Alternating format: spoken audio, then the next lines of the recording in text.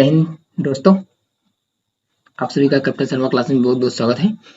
तो ये चल रही थी एसएससी सीजीएल सीएचएसएल और जो भी एसएससी के एग्जाम्स है, एमटीएस है, सीजीएल है, सीएचएसएल है और भी जो भी एग्जाम है जहां भी अंग्रेजी पूछी जाती है। तो बेसिकली ये सब एसएससी के इंग्लिश में टारगेट है, विशेष करके ये यथार्थ सीरीज जो कि इसका 2 लेक्चर पहले पढ़ा हुआ था, जो कि हम डायरेक्ट इंटरेक्ट होते थे आपके कैमरा के सामने और डायरेक्ट हम आपको इसके रूल्स बताते थे और ये एग्जाम्पल बताते थे। हमने सोचा कि इसको बेस्ट तरीके से एक सिस्टम पे एक सही तरीके से एक सही वे में लाया जाए ताकि आप लोगों को पढ़ने का इंटरेस्ट जनरेट हो और बढ़िया सा कर पाए।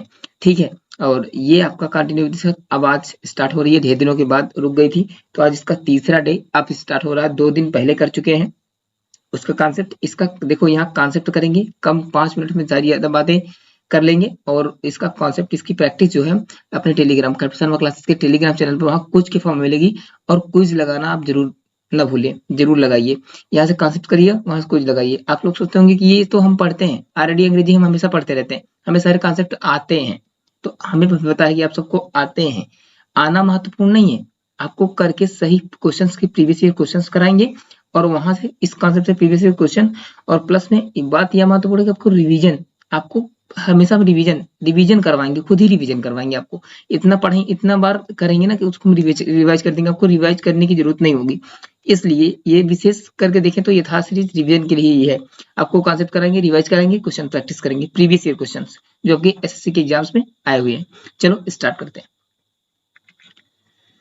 सबसे पहला कॉन्सेप्ट है सब्जेक्ट वर्ग एग्रीमेंट है, उसी का टॉपिक है। पहले सब्जेक्ट वर्ग एग्रीमेंट करते हैं, उसके बाद फिर टॉपिक वाइज हम करेंगे। ठीक है, अब बात ये होती है कि इसमें से 2 नंबर बन जाते हैं। अगर हम बात करें तो इसमें अगर हम बात करें तो सीधी सी बात है, जब भी आपका नाउन या प्रोनाउन, जब भी नाउन या प्रोनाउन एंड से जुड़े, मतलब कि 2 नाउन या प्रोनाउन बीच में एंड से जुड़ते हैं तो वर्ब क्या लेते हैं? प्लूरल वर्ब लेते हैं। क्या लेते हैं? प्लूरल वर्ब, मतलब कि इधर भी नाउन हो इधर भी नाउन हो, या इधर प्रोनाउन इधर प्रोनाउन हो। ठीक है, तो जो भी रहेगा हम उसका वर्ब क्या लेगा? प्लूरल लेगा।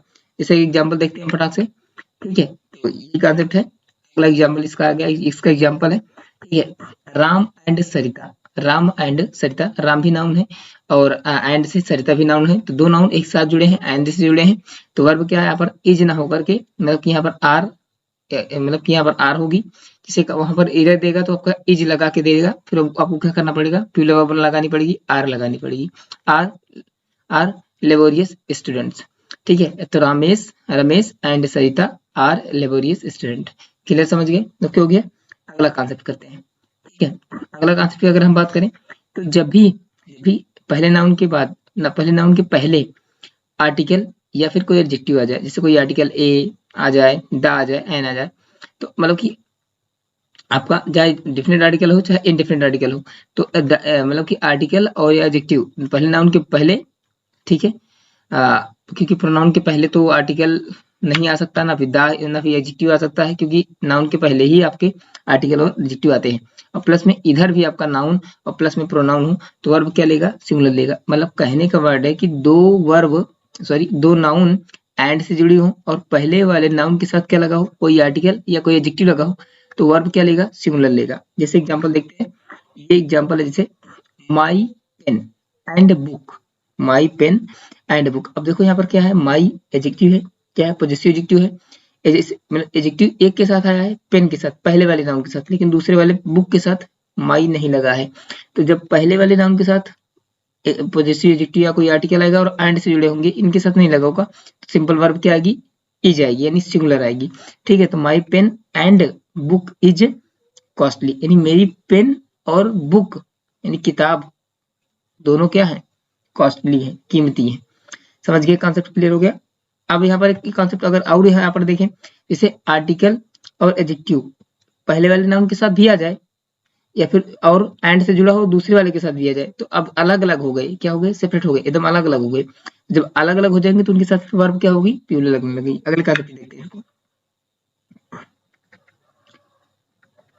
कॉन्सेप्ट है, इसमें क्या आ गया है? आर्टिकल एंड एडजेक्टिव प्लस में noun plus and article adjective noun या प्रोनाउन, फिर वर्ब क्या लगी? प्लूरल लेगा। बस समझ गए? यानी आपका पहले वाले के साथ भी नाउन या नाउन, मतलब कि पहले वाले नाउन के साथ आर्टिकल या एडजेक्टिव आ जाए, एंड से जुड़े हों, फिर दूसरा वाला नाउन और नाउन या प्रोनाउन के साथ, प्रोनाउन तो नहीं आएगा, नाउन ही आएगा।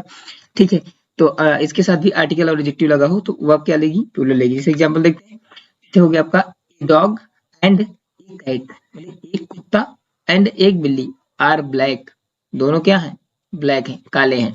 तो अब देखो यहाँ पर डॉग भी आपका क्या है, नाउन है, कैट भी आपका नाउन है, दोनों के साथ आर्टिकल लगे हैं, तो आर्टिकल लगे हैं, अब ये दोनों सेपरेट है, अलग अलग है, तो क्या है आपका फिर सिंपल से बात है, यहाँ पर वर्ब क्या लेगा, प्लूरल लेगा, तो आर ब्लैक। समझ गए कॉन्सेप्ट को, क्लियर हो गई बातें, ओके बहुत बढ़िया।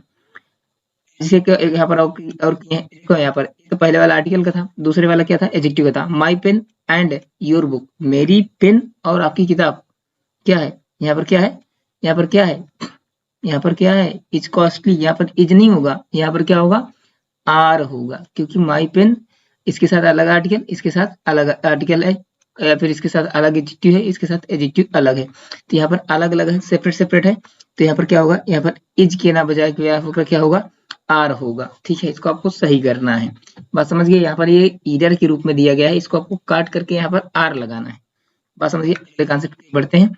अब देखो जैसे आपका अगला कॉन्सेप्ट है एंड का हो गया, क्वेश्चन बहुत सारे यहाँ से बनते रहते हैं इसलिए बता रहे हैं।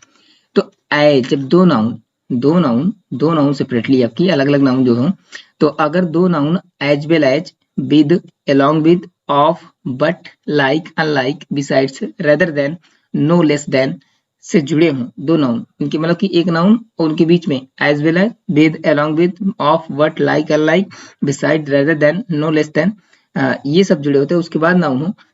ठीक है, तो उसके बाद अगर नाउन हो तो फिर क्या करते हैं, वहां पर सीधी सी बात है, इसके साथ फिर आपका वर्ब जो होता है वो हमेशा पहली वाली नाउन की, मतलब कि जो यहाँ पर हेल्पिंग वर्ब आएगी, ठीक है, वो आपके पहले वाले नाउन के साथ होगा। अगर पहला वाला नाउन सिंगुलर तो वर्ब सिंगुलर, अगर पहला वाला नाउन प्लूरल तो आपका वर्ब प्लूरल।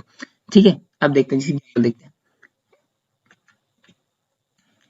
जैसे आपका क्या है, Ram as well as his friends, Ram as well as his friends. तब यहाँ पर जैसे क्या है आपका, Ram as well as his friends. अब देखो पहला वाला नाउन क्या है, राम सिंगुलर है, दूसरे वाला नाउन क्या है, प्लूरल है, तो लेकिन हमेशा आप किसके अकॉर्डिंग आएगी, फर्स्ट वाले नाउन के साथ, तो राम के अनुसार आई यहाँ पर आपका इज, तो Ram as well as his friends is coming, यानी राम अपने मित्रों के साथ साथ जा रहा है। ठीक, ये बात समझ गया, किधर हो गई बातें। अब देखते हैं यहाँ पर, देखो जैसे ये आपका my father unlike my uncles, यानी मेरे पिता और मेरे मतलब कि मेरे जो चाचा हैं वो सब क्या है, बहुत स्टिक है, तो की अपेक्षा जो है मेरे पापा ज्यादा स्टिक है, बहुत ज्यादा स्टिक है। ठीक है, अपेक्षा दिखा रहा है यहाँ पर। ठीक है, लाइक के समान, लाइक होता समान होता है, अनलाइक मतलब उनसे ज्यादा, अपेक्षा, उपेक्षा नहीं अपेक्षा। तो my father unlike my uncles is very strictly, तो यहाँ पर पहले वाला नाउन क्या है आपका, माई फादर है, सिंगुलर है, तो सिंगुलर के साथ singular verb, is very strict. तो बात समझ गए, तो ये आपका पूरा कुछ कॉन्सेप्ट है, आपके कार्य करवा दिए हमने। ठीक है, तो ये आपके कॉन्सेप्ट है, 5-3-4 क्वेश्चन किए यहाँ पर हम। ठीक है, तो बिल्कुल आपका ये हो गया, अब आपकी क्लास बिल्कुल होगी, ये कॉन्सेप्ट समझ में आ गई, इनकी प्रैक्टिस आपको मिलेगी। अब यहाँ पर एग्जाम्पल भी आपको साथ साथ चल रहे हैं, देखने को मिल रहे हैं।